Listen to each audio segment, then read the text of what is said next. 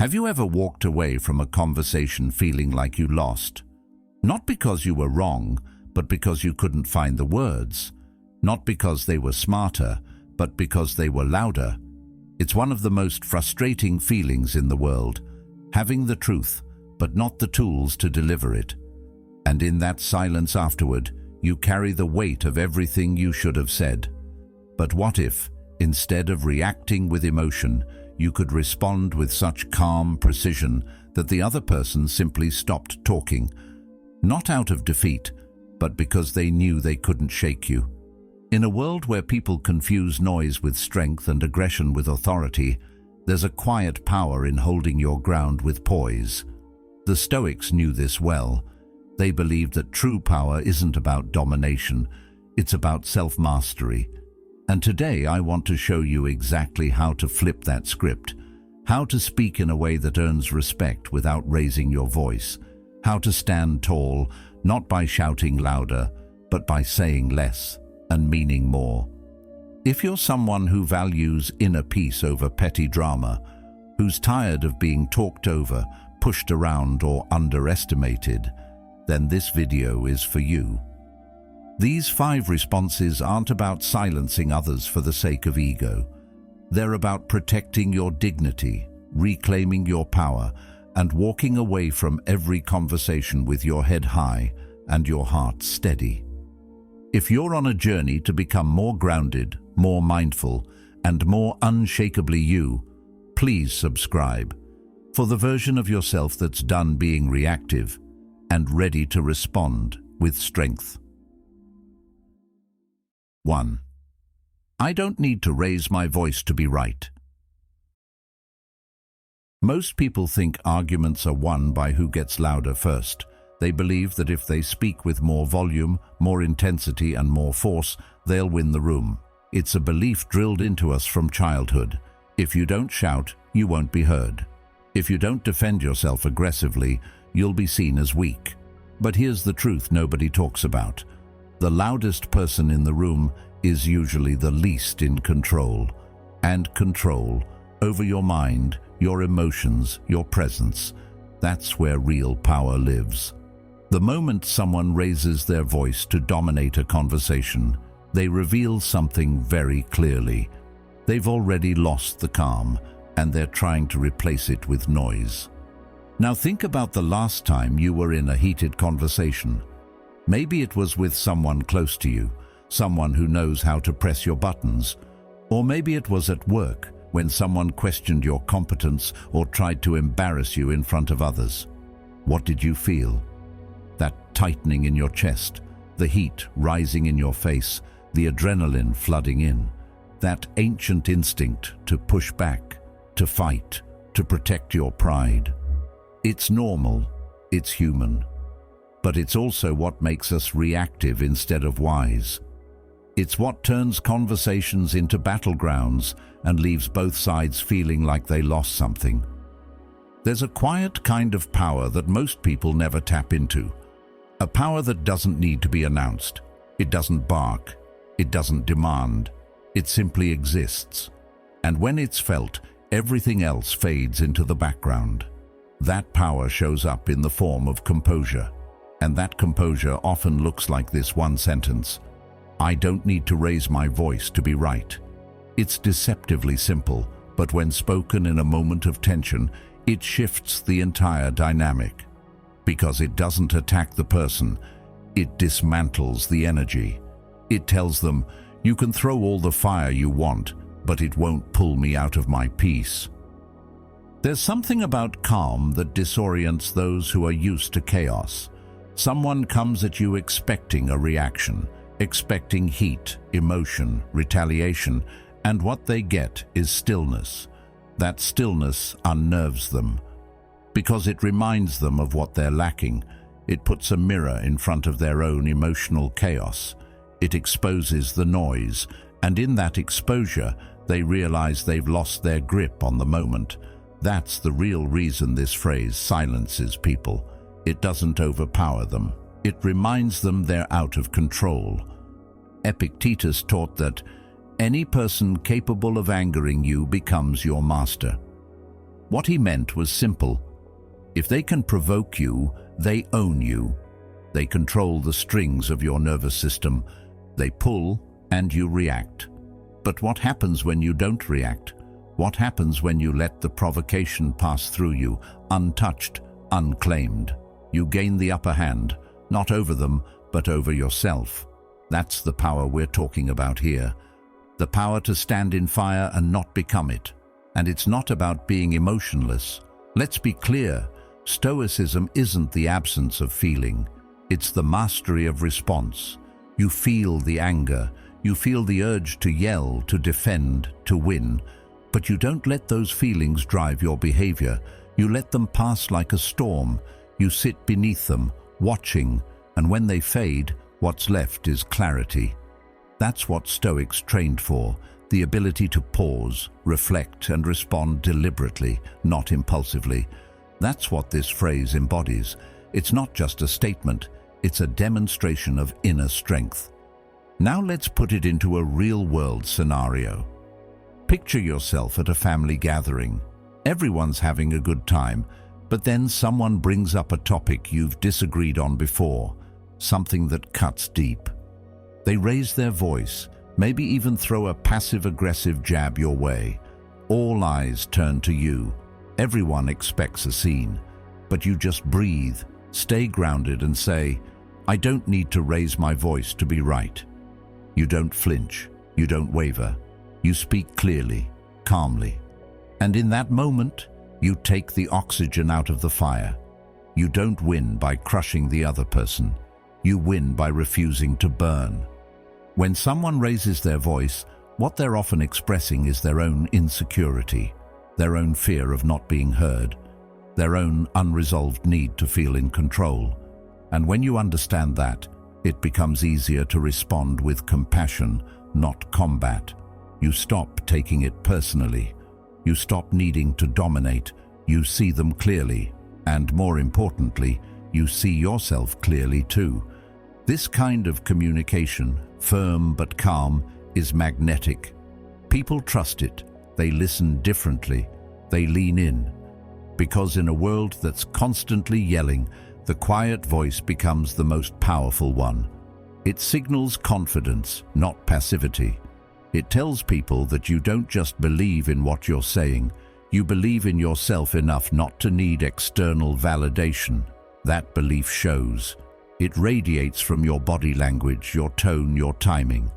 And that's what others remember, not the details of the argument, but the way you carried yourself inside it. And if you're wondering whether people will take you seriously if you stay calm, just look at the people who lead with true presence. They aren't flailing around trying to be heard. They aren't drowning others out to prove their point. They speak and the room quiets, not because they demanded it, but because people wanted to hear them. That's what composure does. It earns respect silently.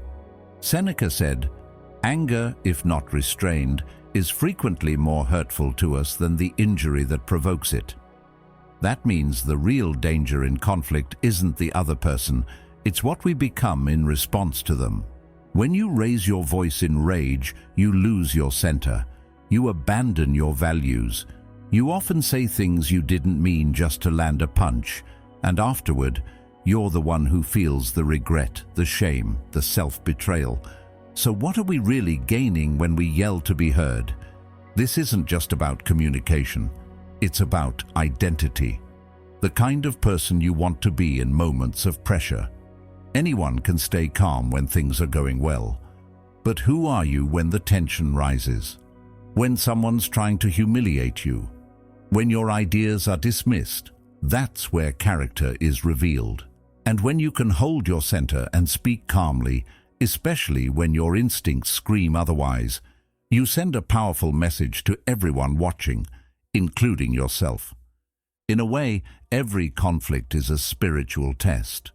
Not in the religious sense, but in the sense of being tested against your higher self. You're not being asked to prove the other person wrong. You're being asked to prove to yourself that you've grown, that you've matured, that you've built something inside that doesn't break at the first sign of pressure. And when you pass that test, The confidence that grows from it can't be taken by anyone else because you earned it through discipline. And let's talk about the ripple effect. When you start communicating this way, people notice. You begin to influence the atmosphere around you. Others feel it. They adjust their tone. They check their words. Not because you demanded it, but because your presence calls for it. You're not participating in emotional chaos, and that refusal creates a space of stability. It gives others permission to rise to your level, or reveals those who aren't ready to meet you there. Over time, you become known as someone who can be trusted in tense situations, someone who doesn't escalate, but grounds, someone who listens deeply, speaks clearly, and leads without needing to dominate. And the more you lean into that identity, the less reactive you become. The more you can hold power without having to flex it. And that kind of presence, that's rare. That's what sets people apart in relationships, in leadership, in life. Plato once noted that wise men speak because they have something to say, fools because they have to say something. When you stop shouting, you begin speaking with purpose. Every word lands with weight. Every pause carries meaning. You don't waste energy proving your value, you embody it. And in that embodiment, people listen, not out of fear, but out of respect. Not because you made them, but because your energy spoke first. So the next time someone tries to raise the volume on you, remember this. You don't need to match noise with noise. You don't need to earn your place by out-talking anyone. Your truth doesn't get stronger just because you shout it. It gets clearer when you say it with certainty, when you own it without needing anyone's permission. 2. The way you speak says more about you than it does about me. There's a moment we've all experienced where someone speaks to you not with disagreement, but with disdain. They lace their words with sarcasm. They don't argue, they mock. They don't listen, they belittle. And what cuts deeper than the content of what they say is the tone. It's sharp, dismissive, almost theatrical. They want to provoke, to unsettle, to make you feel small. And it works, at least for a moment. Because your mind starts racing with comebacks. Your heart beats faster. You rehearse imaginary arguments in your head, trying to reclaim the power they just tried to take from you. But in all that chaos, in all that mental noise, there's one truth quietly waiting to be recognized. The way someone speaks to you says more about them than it does about you. This truth isn't just a clever observation. It's a complete reframing of power. When someone lashes out or speaks down, it's easy to think they're revealing something about you, that maybe you're not being clear enough, maybe you are wrong, maybe you deserve that tone, but that's rarely the case, because how a person communicates in moments of tension, conflict, or discomfort is a mirror, one that reflects their upbringing, their worldview, their emotional maturity, and most of all, their self-control. And when someone chooses to speak to you with disrespect, it is almost always a confession of their own inner disorder.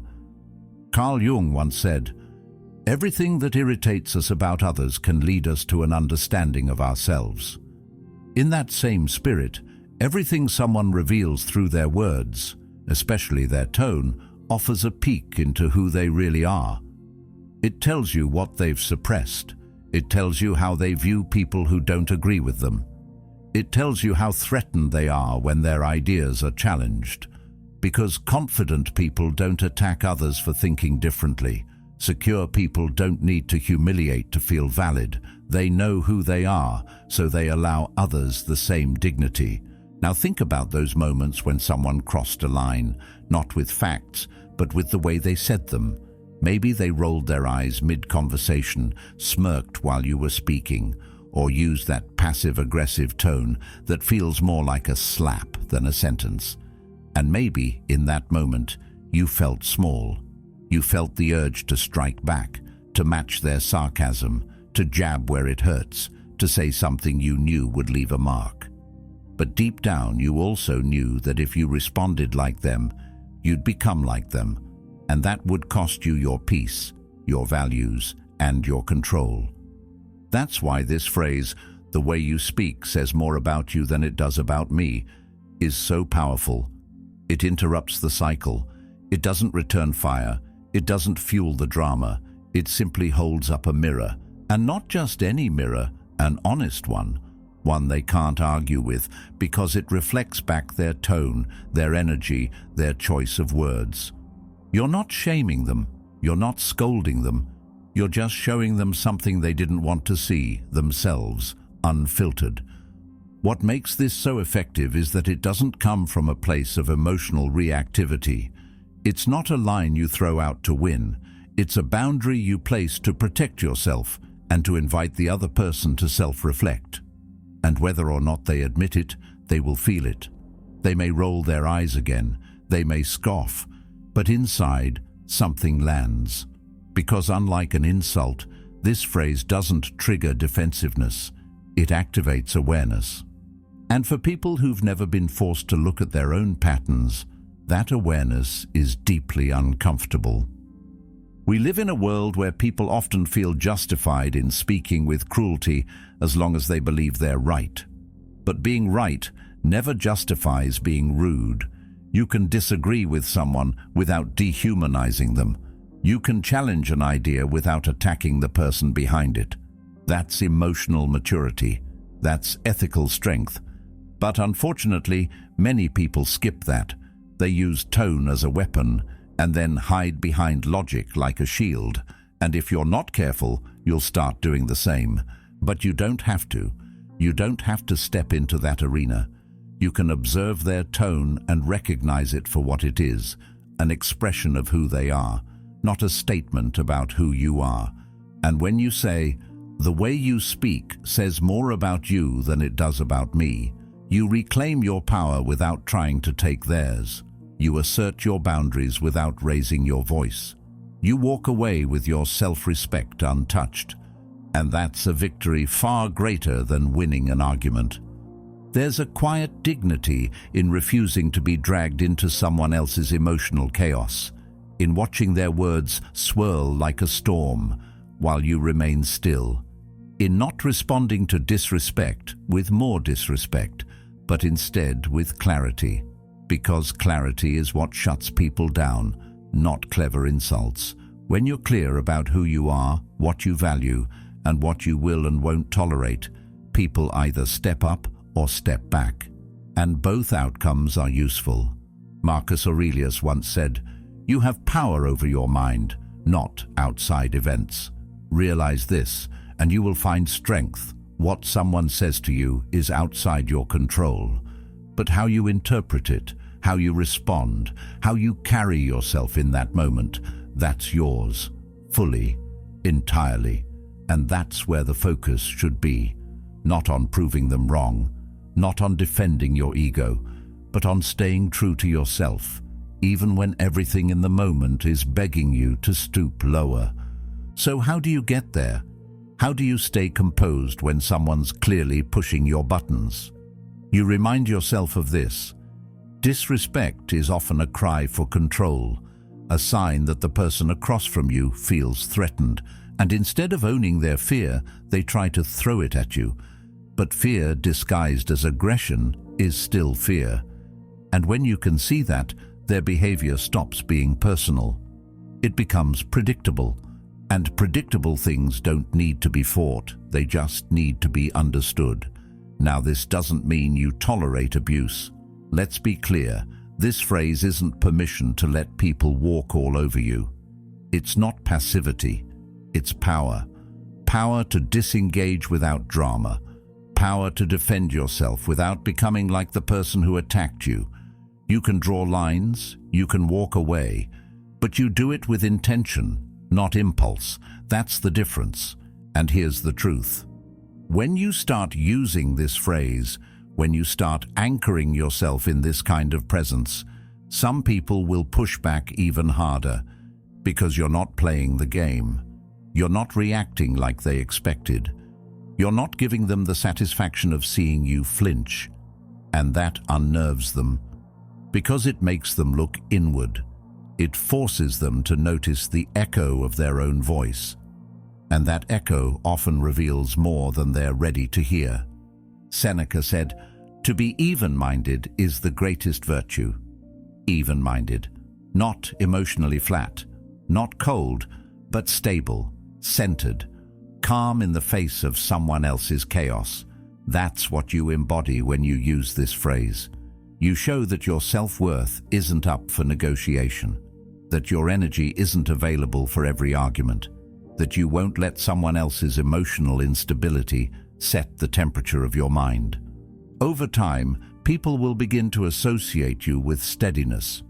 They'll realize that you don't tolerate certain tones, that if they want to have a conversation with you, they'll have to rise to your level, not drag you to theirs. And slowly, the way people speak to you will begin to change, because energy doesn't lie. And when you carry the energy of calm confidence, it creates a kind of silent accountability for everyone you interact with. Socrates once taught that the greatest way to live with honor in this world is to be what we pretend to be. That applies here more than ever. We all want to be seen as wise, grounded, composed. But are we actually practicing that when things get hard, when someone disrespects us, when we're tempted to fire back? Using this phrase is more than a communication strategy. It's a way of aligning your behavior with your values. It's a daily test of your emotional integrity. And look, this isn't always easy. There will be days when your patience wears thin, when someone's tone cuts deeper than you expected, when you feel the heat rising in your chest and the words rushing to your tongue. That's okay. You're human. Growth isn't about being perfect. It's about being aware. And in that awareness, you give yourself the chance to pause, to breathe, to choose your response. And sometimes that choice looks like stepping back. Other times it looks like saying calmly, "The way you're speaking right now says more about you than it does about me." 3. Let's talk when we can do it respectfully. There's a particular kind of argument that doesn't feel like an argument. It feels like a trap. You start with the intention to solve something, to bring clarity, maybe even peace. But very quickly, the energy shifts. Voices rise, interruptions pile on top of each other. The other person stops listening, not because they disagree, but because they don't care to understand. They don't want resolution. They want control. And at some point, you realize, this isn't a conversation anymore. It's an emotional battleground. And in those moments when your mind feels like it's being pulled in every direction, there's one sentence that brings everything back into focus. Let's talk when we can do it respectfully. There's a strange pressure we put on ourselves to keep talking when things get heated. Like silence is surrender, like walking away means you lost. But that's not true. Sometimes continuing a conversation is the most damaging thing you can do. Because words spoken in disrespect are weapons disguised as dialogue.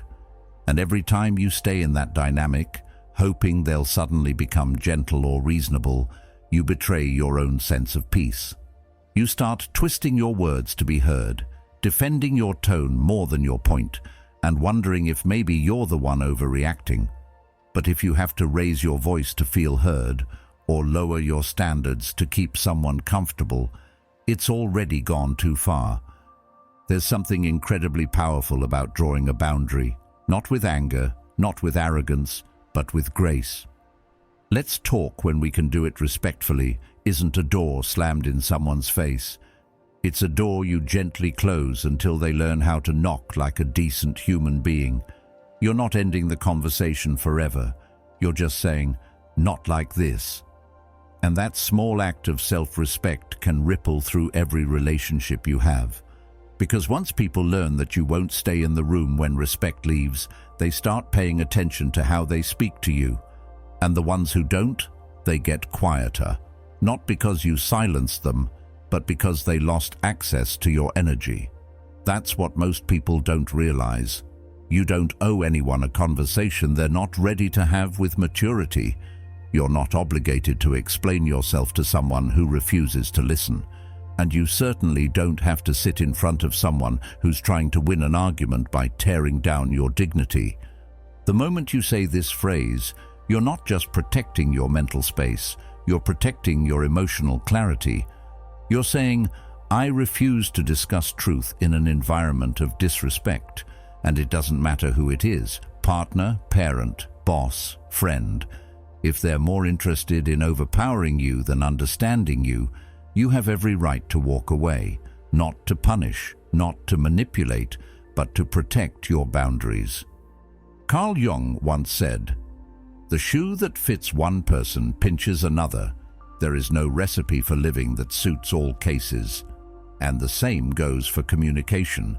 Some people think raising their voice is normal. Some people think sarcasm is harmless. Some people genuinely don't know what respect looks like in a discussion because they've never seen it modeled. And while it's not your job to rewire their entire emotional toolkit, it is your job to protect your space from what doesn't feel right. Because over time, if you keep tolerating chaos, you start internalizing it. You start thinking that all communication must come with conflict, that it's normal to feel anxious before every conversation, that being constantly interrupted or dismissed is just part of being close to someone. But it's not. It never was. Healthy communication feels safe, even in disagreement. It leaves room for pause. It respects timing. It invites curiosity. It doesn't bulldoze you. It doesn't make you feel like your voice is a threat. And if you've gone too long without that kind of space, this phrase might feel foreign to say. It might feel bold, even risky, but saying it is a statement of worth. You're telling the world that you don't just want better conversations, you expect them, that you're not available for relationships that don't include basic decency. And once you say it a few times, you'll wonder why you ever accepted less. There's a myth that strong people never walk away. That strength is measured by your ability to keep debating, keep explaining, keep enduring. But the truth is, real strength often looks like stepping back, not because you're weak, but because you understand that respect is the foundation of any meaningful dialogue. Without it, words are just noise. That pause you take when you say, "Let's talk when we can do it respectfully," that's not a retreat. It's a reset. You're telling both yourself and the other person, we're not doing this halfway. We're not going to pretend this is okay. When we come back to this, we're doing it better. And here's the unexpected gift inside that pause. Sometimes it gives the other person just enough space to reflect, to feel the weight of their tone, to realize they were speaking from fear, ego, insecurity. Not always, but often, because silence is a mirror, and not everyone likes what they see in it. But the right people, the people who value connection more than control, they'll come back differently, softer, clearer, more ready to listen, more willing to meet you where you are. Epictetus said, "It's not what happens to you, but how you react to it that matters." And that applies deeply here. You can't control someone's tone, their triggers, their need to dominate a conversation, but you can control what you choose to participate in. You can control whether you stay in a room where you're being talked at, not spoken with. You can decide that your voice will not be part of conversations where voices are only used to shout. That's not avoidance. That's emotional maturity. And this isn't just about big fights or dramatic fallouts. This applies to the quiet, daily disrespects too. The subtle digs, the interruptions that always seem accidental, the dismissive looks, the eye rolls, the passive-aggressive comments wrapped in fake concern. These little things stack up. They chip away at your confidence, your clarity, your comfort. And before you know it, you're shrinking in conversations you once felt confident in. You're hesitating before speaking. You're questioning whether your reaction is valid. But you don't have to live like that. You can reclaim your sense of authority, not over others, but over your space. And the first step is knowing when to pause a conversation that's slipping into chaos. It's giving yourself the gift of grace. It's saying, I'll come back to this, but not like this. And even if they don't understand, even if they try to guilt you for stepping away, you'll know deep down that you didn't abandon the conversation. You saved it. Seneca wrote, "Most powerful is he who has himself in his own power." And that's exactly what this phrase does.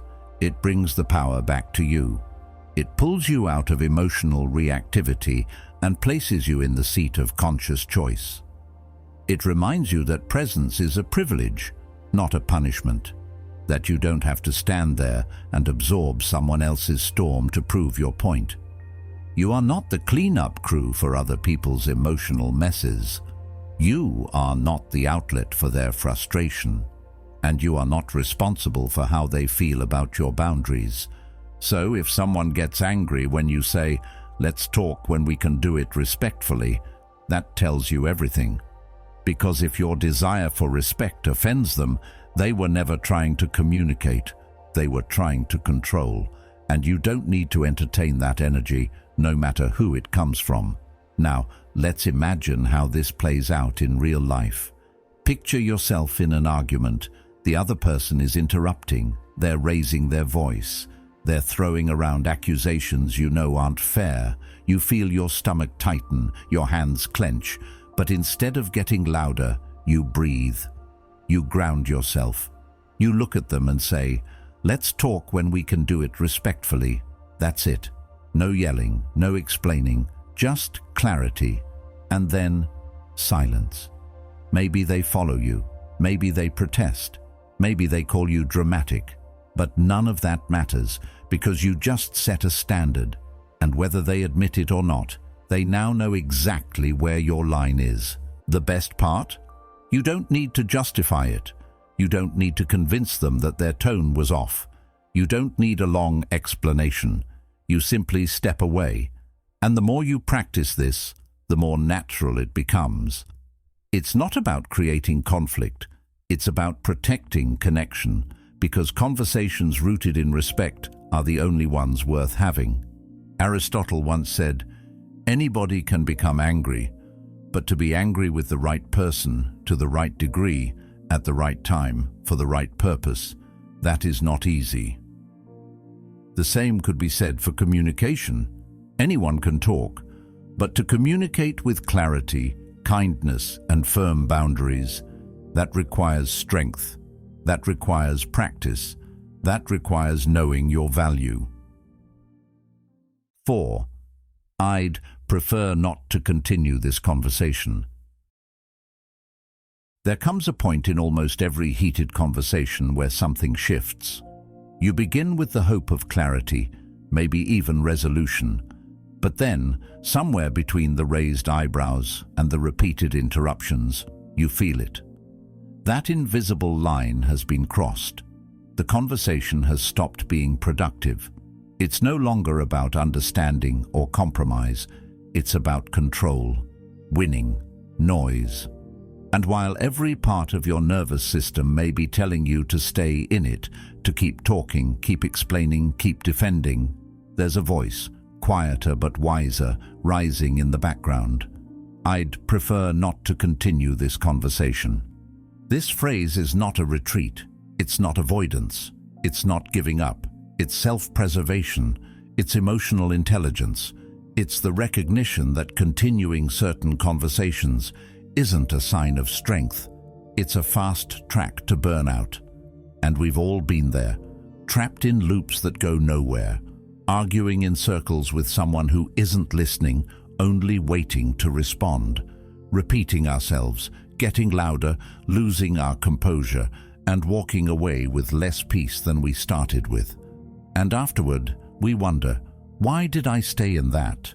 Why didn't I walk away when I knew it was over? Most people are taught that walking away is weakness, that silence is surrender. But the truth is, knowing when to end a conversation is an advanced form of discipline, because anyone can keep talking, anyone can stay in a toxic loop. What takes strength is the ability to say, "This is no longer good for either of us. I'm done, for now, maybe forever." That is not passive. That is powerful. It's not about having the last word. In fact, this phrase often means giving it up. You let go of the need to be understood in the moment. You release the expectation that this person will suddenly meet you with empathy or fairness. And that release is where your peace begins. It's where you reclaim your time, your energy, and your mental clarity. There are conversations that drain you, not because of what's being said, but because of how it's being said. The tone is sharp, the energy is heavy, the intentions are unclear, and despite all your efforts to stay calm, rational, and open, you can feel yourself slipping. That's the moment. That's the cue. When your inner world begins to twist into knots, that's when this phrase becomes your compass. I'd prefer not to continue this conversation. It's not said with sarcasm, not with aggression. It's said with stillness, with finality. It's a way of saying, my peace is worth more than this moment, and it doesn't need to be dramatic. No long explanations, no guilt-tripping, just the clear acknowledgement that the exchange is no longer productive or respectful, and therefore it ends here. Carl Jung once said, "What you resist persists." And the longer you try to force communication with someone who isn't ready, emotionally, psychologically, or spiritually, the more the chaos grows.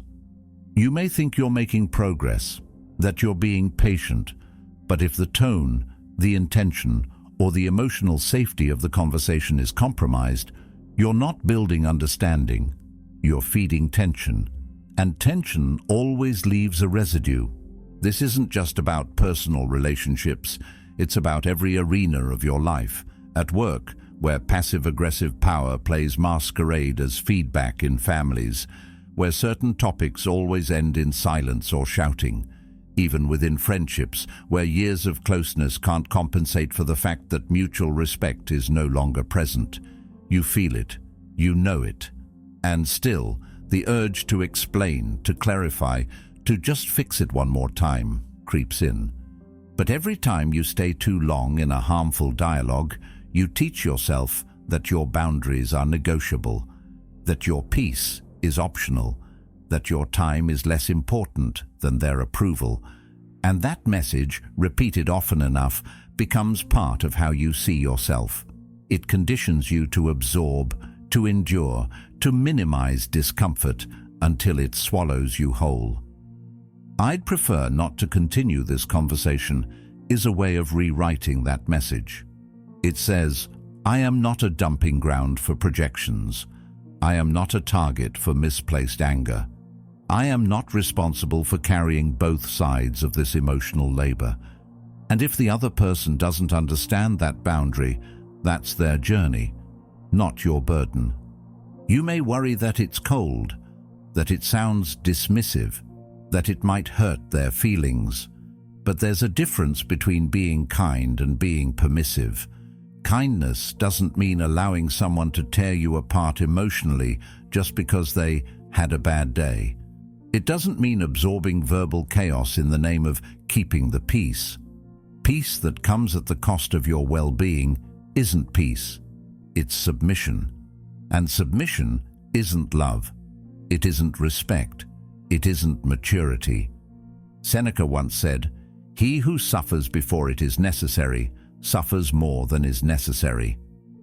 And many of us are doing just that, suffering in conversations that should have ended 10 minutes ago, 10 months ago, 10 years ago, out of habit, out of guilt, out of fear of being misunderstood. But no one ever found clarity by drowning in chaos.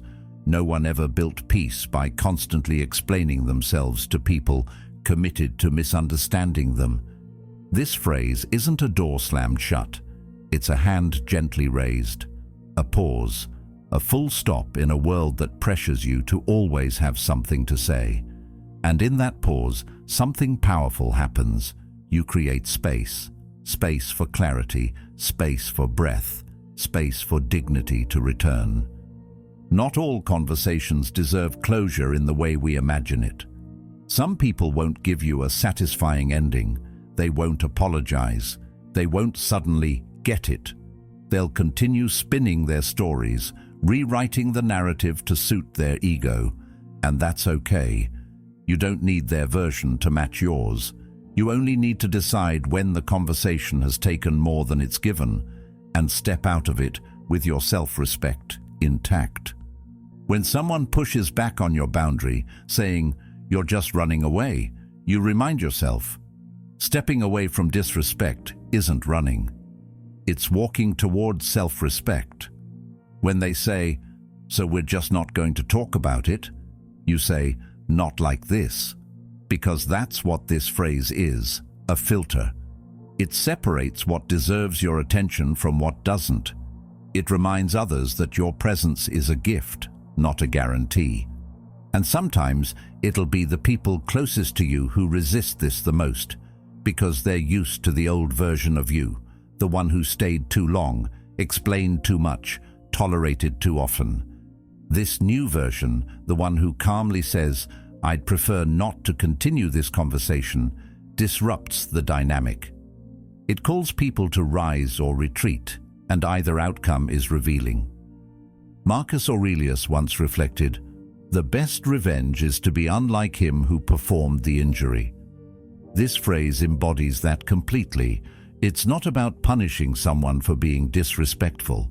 It's about refusing to become like them in your response. You don't fight fire with fire. You walk away from the flames before they consume your peace.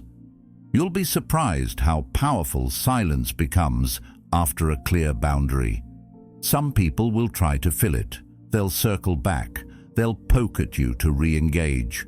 But if you hold your ground, something shifts. They either come back with a new tone or they disappear. And either way, the air becomes clearer, the weight lifts, and you're left with space to think, to breathe, to feel human again. This isn't about being superior. It's about being healthy, emotionally, mentally, spiritually, because the more you practice ending conversations that no longer serve you, the more you develop an unshakable trust in yourself. You stop needing others to validate your boundaries. You stop feeling guilty for choosing peace. You start realizing that not everything requires your energy, that some storms pass faster when you stop standing in the rain. Aristotle taught that knowing yourself is the beginning of all wisdom. And knowing when you've reached your limit, when the energy has turned, when the words have lost meaning, when your calm is no longer safe, is part of that wisdom. You don't need to always have the right response. You don't need to always be available for more conversation. Sometimes the most powerful thing you can say is, "I'm done." And not done in anger, done in clarity, in grace, in conviction. You end the conversation not to hurt, but to heal, not to punish, but to protect. And the protection is not just for you, it's for the relationship too. Because sometimes the most respectful thing you can do is walk away until both people can return with softness, not swords. 5. That's your opinion, and I respect it, but I don't share it. There's a quiet kind of courage in disagreeing without creating conflict, in hearing someone out fully, even when every part of you is ready to interrupt, in standing firm in your truth, not because you want to win, but because you know who you are. And in a world where people argue like it's a sport, where differing views are treated like personal attacks, that kind of grounded self-possession is rare. That's what makes the phrase, "That's your opinion, and I respect it, but I don't share it," so powerful. It doesn't seek to dominate or dismiss. It doesn't provoke. It simply affirms, "You've been heard, and I choose my own path." Most people don't know how to handle disagreement without escalation. For them, hearing "I see it differently" feels like betrayal, a threat, an insult to their identity. And so they push. They try to convince, persuade, convert. They raise their voice, repeat their arguments, throw facts like punches, hoping something will finally make you submit. And that's when the conversation stops being about truth. It becomes about control, not discussion, but domination, not curiosity, but ego. When you say, "That's your opinion, and I respect it, but I don't share it," you step out of that game.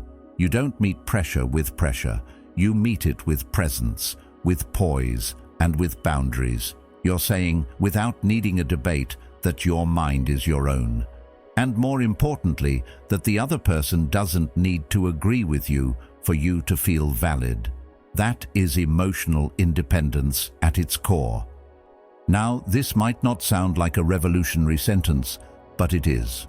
Because so many people have built their self-worth around agreement, around being accepted, liked, validated. And when that agreement isn't given, they crumble. They think being challenged means being rejected. But that couldn't be further from the truth. In fact, the most respectful thing you can offer someone is your honesty, your real thoughts, your real stance. And if that honesty is wrapped in respect, it becomes a bridge, not a wall. But here's where it gets tricky. This phrase, as simple as it is, must come from the right place. It's not to be used with smugness or superiority, not to shut someone down or make them feel small. It must come from calm, from maturity, from a genuine desire to hold space for difference without turning it into a war. You say it to maintain connection, not to sever it. And that tone, that intention, is what determines whether it builds respect or breaks it. Carl Jung once said, "The privilege of a lifetime is to become who you truly are." And becoming who you truly are means learning to carry your opinions without apology, without aggression, without shrinking when they're questioned. Not everyone will agree with how you see the world, and they shouldn't. Diversity of thought is not the enemy of unity. It's the foundation of real understanding. But that understanding only happens when both people feel safe to speak and safe to differ. We've all had moments when someone tries to tell us what to think. It might come from love, from fear, or from habit, but the pattern is the same. They insist, they push, they tell you what's best for you. And sometimes it's subtle, a raised eyebrow, a condescending tone, a sarcastic laugh. Other times, it's blunt. "You're wrong. That's ridiculous. You'll see I was right one day." And in those moments, your instinct might be to argue, to lay out your logic, to go point for point and prove your side. But what if you didn't? What if you just breathed, looked them in the eye, and said, "That's your opinion, and I respect it, but I don't share it"? That response doesn't fuel the fire. It absorbs the heat and turns it into stillness. It doesn't challenge their identity. It honors their right to see things their way while honoring your right to do the same. And that balance, that delicate refusal to engage in emotional tug-of-war, is what keeps you grounded. You see, this sentence is not just a verbal boundary, it's a psychological shield. It keeps your inner world intact when the outer world tries to reshape it. And over time, it teaches you something vital. You don't need to convince others to feel secure in your beliefs. You don't need universal agreement to feel intelligent, capable, or right. That need to persuade, while often dressed up as conversation, is sometimes just fear wearing a mask. Fear that you're only as solid as the support around you. But when you reach the point where you can say, "I respect your view, but I don't share it," and mean it, you've moved past that fear. You've entered a new level of self-trust, a kind of trust that doesn't shake every time it's questioned, a kind that stays firm without being defensive, and that in turn invites others to meet you at the same level, because maturity recognizes maturity. Strength respects strength. There's another reason this phrase is so useful. Not all disagreements happen with enemies. In fact, The hardest ones usually happen with people we love, family, friends, mentors, people who've helped shape us. And when they hold strong views that clash with our own, it can be incredibly difficult to stand firm without fracturing the relationship. That's when this line becomes a bridge. You're not shutting them out. You're saying, I hear you, and I value your right to believe what you believe, but I'm not you, and that's okay. Epictetus wrote, if someone succeeds in provoking you, realize that your mind is complicit in the provocation. That applies here in full. When we're triggered by someone else's opinion, it's often because we haven't fully made peace with our own. We're still searching for outside permission, and so we react, not to them, but to our own internal uncertainty. But the moment you no longer feel the need to react, that's the moment you know you've grown. This phrase becomes effortless, not a defense, not a strategy, just a reflection of your clarity. And clarity, when spoken softly, can carry more impact than 100 loud arguments. Because people expect resistance, they're braced for it. But when you meet intensity with ease, it disarms them. They may not agree with you, but they'll feel the integrity in your words, and even if they never admit it, part of them will respect you for it. Seneca once said, as long as you live, keep learning how to live. And one of the hardest things to learn is how to stay kind when you're being pressured, how to keep your dignity when others question your path, how to allow others to be wrong without needing to punish them. That's what this phrase teaches us. Disagreement doesn't have to mean disconnection. You can love someone deeply and still say, I don't think the way you do. And you don't have to say it with hostility or distance, just certainty, just calm. Over time, people begin to associate your presence with something rare, emotional safety.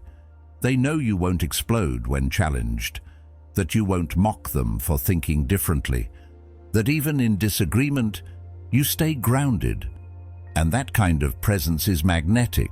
It draws people in. It invites truth. It builds trust. You don't need to speak louder to be heard. You don't need to win every argument to prove your worth. The real victory is walking away with your peace intact, your values unshaken, and your dignity untouched. That is strength. That is mastery. And that is the kind of presence the world remembers in silence, not noise. If this spoke to you, there's another video on your screen right now that will take you deeper. Watch it next. You're ready for it. And thank you for being here, for being a part of Stoic Journal.